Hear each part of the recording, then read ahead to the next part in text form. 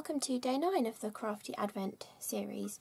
I hope you've been enjoying them all so far. Again, I'm going to put out a reminder, this isn't going to be a permanent thing, I'm just doing it for Advent before I get lots of questions and stuff about how, like, am I going to start doing this now? But there's going to be a complete mixture of videos on this channel with my usual style of just the process behind the card, just a sped up version of it, and then there'll be the same thing but with projects that aren't cards, and then there'll be my know-how talking videos, but you'll easily be able to tell the difference from the thumbnails, so just ignore the ones you don't like anymore. But anyway, back to the card.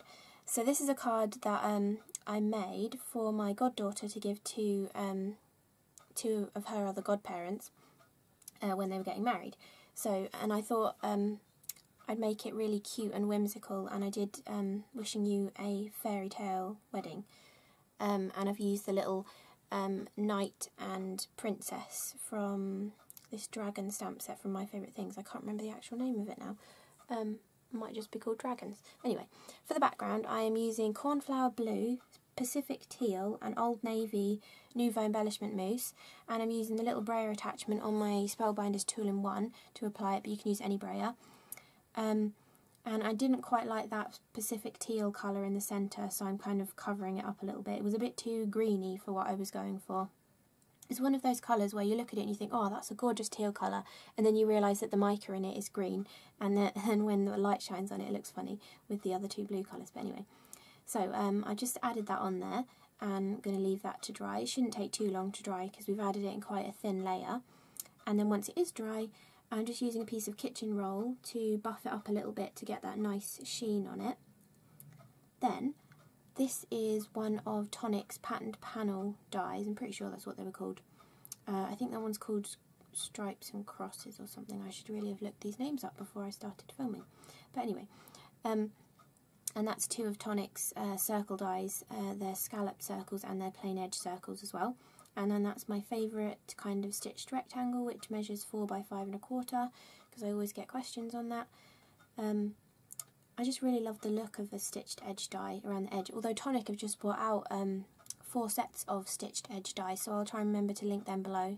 I probably will forget, but anyway, they've brought out like circles, squares, ovals and rectangles too. So if you prefer bigger cards, they would be a great option as well, because the rectangles are like 5 by 7. So, so I've die cut that strip die from the background, and then I was just snipping off that bottom bit because I didn't want those tiny little bits left on there. I wanted the pattern to just flow off the bottom of the panel. Then I've got my frame. I'm just drawing that circle so I know where to stamp my characters later. Because it's a wedding card, I wanted to add on some little love hearts, so I'm just drawing a few out. You could use a stamp set, but I was too lazy to look for a stamp set at this point, so I was just drawing them out and then scribbling out the ones I didn't like so much. And this is just like a fine black pen. I tend to use the fine liner pens from Wilko at the moment. I used to use Pip pens a lot, or the Uniball ones as well. So now I'm going to stamp out the two little characters. I love this stamp set from MFT. I really need to use it again. It's one of those ones that you were like, I really, really need that set. It looks so cool. And then you buy it and then you've used it like 3 times and then haven't used it again. But anyway, so I've stamped the little princess, and then I stamped her again on a little full sticky post-it note, and then I'm going to stamp the knight next to her, overlapping a tiny bit, just so she's in front of him then. And I'm using the Tim Holtz stamping platform to do that. I just find it so much easier to use a stamping platform these days, because they're so readily available now, and they're really, really reasonable compared to what they used to be. I spent £50 on my Misty, but it must have been nearly 3 years ago now, and like the Tonic stamping platform is like half that price. It's crazy, and it's way better quality too. But anyway, back to the card. So I'm using my Nuvo Creative pens, which are alcohol markers, to colour in the images, and I used an alcohol marker safe ink to stamp my images. I was using the Lawn Fawn jet black ink pad, but now I tend to use the black shadow Nuvo hybrid ink, but either work well. You could even use Memento Tuxedo black ink too. And then I'm just picking out colours.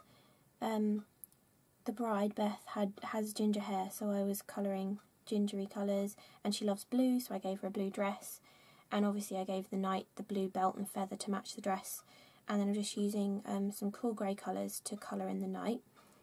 And when you get to the little front grate on his helmet, I'm just sort of flicking up the colour to kind of give that illusion of, you know, they used to have, like, I think they have slits in and stuff. Anyway, I was just kind of giving that illusion as I was colouring it.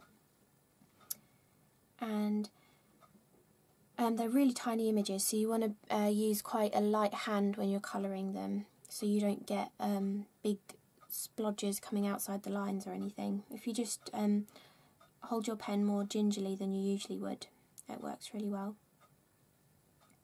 Then I decided for the sword and her crown to use one of the Nuvo metallic pens. This is in their Creative Pens range, and it's a set of 3, and you get silver, gold and bronze. And they have the fine nib on one end, and on the other end they have like more of a brush looking nib. It doesn't quite flex like a brush nib, but you know, it looks more like a brush nib. It does not a chisel nib, basically, is what I'm trying to say. And they're all really great. I've used them quite a lot. I actually used one to death because I'd used it so much. So they're really great pens. Yeah, so now I'm just working out the placement for my card, and I'm going to trim out. I drew in some ground because I didn't want them just floating there, and I didn't want the solid white background behind them because I didn't want to hide too much of the background. So now I'm just cutting around, leaving that straight flat part where I've drawn the ground, and then cutting around the rest of them. I'm leaving like the really tiny landlocked areas because it's just too fiddly to cut them out. And when you start bringing in a craft knife as well, then you get all these ugly edges, so it's much easier just to go around the edge like that. And it doesn't matter too much about those white bits because you've got a white card blank, you've got white behind the background, and you've got a white frame, so it kind of ties it in together. If that was the only white on the card, it would be really noticeable, but because there's other areas of white, it's fine. On the frame, I just use the same black pen as I'd used to draw the hearts earlier, just to draw like a scribbly. This is my kind of like barbed wire look, I think. I don't know why I thought barbed wire on it, but anyway. The frame was just a bit wide, so I wanted to add something to it, so I just went around a couple of times with a scribbly line, and then I just add like these little zigzaggy scribbles in places and dots in other places just to make it look cool. And then now I am doing the sentiment, so I wanted to do Wishing You a Fairytale Wedding. I'm using the stamp set called Bicycle Built for You from Fawn to use the Wishing You A and Wedding. And then I've just used the Fawn Smitty's ABC to do the fairytale word. That is a scrap piece of paper that I've stamped it on there just to check the spacing of it. And then I decided, because I'm making it from our goddaughter to them, she calls us aunties and uncles, so I wanted to add on Auntie Beth and Uncle Pete to make it more of a personal card as well. So that was my other DYMO labeler, which again is older than me and is my dad's, or was my dad's before I stole it. And that one has narrower tape on it, which I really like, but you can't buy it anymore, which is annoying. But anyway, I think that's like 6mm wide tape, and I think I said in yesterday's video the other one's 9mm.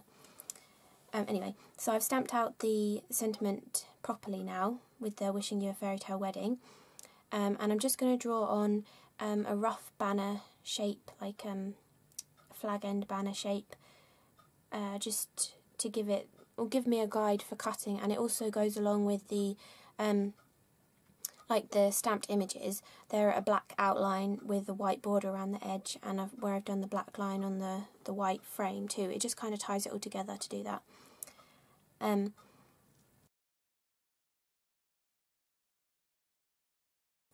So I'm going to stick this panel down now. You could use 3D foam if you wanted to give a little bit more dimension to the background and maybe give more of a shadow through that cool trellis pattern that we've created. But it would take quite a bit of time to put foam tape behind all those little pieces, so I'm just sticking it on for this one. Then I need to add a little bit more ground there because I want them to be higher up than what I'd coloured. So I'm going to put a little bit of glue on the back of the frame and stick the little characters inside the frame, and then I'm going to add that to a piece of vellum. Because I said before I didn't want the white in the background behind the characters because it kind of looks a bit boring to have that much white empty space and you're covering up the beautiful background. So I decided to stick it onto vellum instead, so it kind of just mutes the background a little bit. So it's not, you know, like a harsh white space. You can still see the background through it, but you're just sort of muting it down a little bit. Then I couldn't decide on the placement because I was like, now I've got this Auntie Beth and Uncle Pete bit, how am I going to place it all onto the card? So there was a lot of back and forth trying to work out if I wanted to do it portrait or landscape. My original idea was portrait, and I did end up going with that in the end, and I really liked the way it turned out, so I'm glad I stuck with the portrait. I'm sticking this down with some 3D foam just because I like adding a little bit of dimension to the centre element on my card, and also it kind of makes the vellum look a bit more opaque because you're bringing it away from the background a bit more as well. And same, I'm adding the sentiment with some 3D foam too. Then for the Auntie Beth and Uncle Pete bit, okay, I've changed my mind again, I'm going to stick this down first. I do end up cutting it in half and layering it across the solid bit of ground that they're standing on, and I think that looks really nice. Oh, saying this there, you saw there was that, like I'd kind of created a well when I put the foam tape on. If I'd made that a better well with no openings, I could have made that a shaker card behind them too and had like clear iridescent heart confetti or something shaking behind them too, but that's an afterthought now.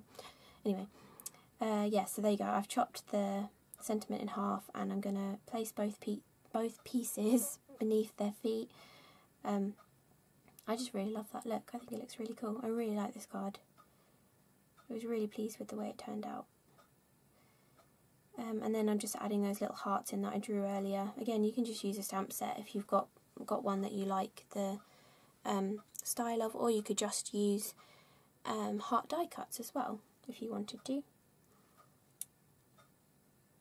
Then for some final touches, I'm using the Nuvo Aqua Shimmer Glitter Gloss pen and just adding a little bit of shimmer to the hearts. And that's the card finished.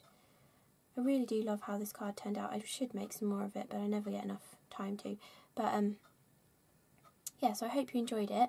I've really been enjoying looking back at my old videos actually. I've been quite down recently, so it's been inspiring me to get back to that happy place where I used to really enjoy some of the cards that I made. But anyway, enough about that.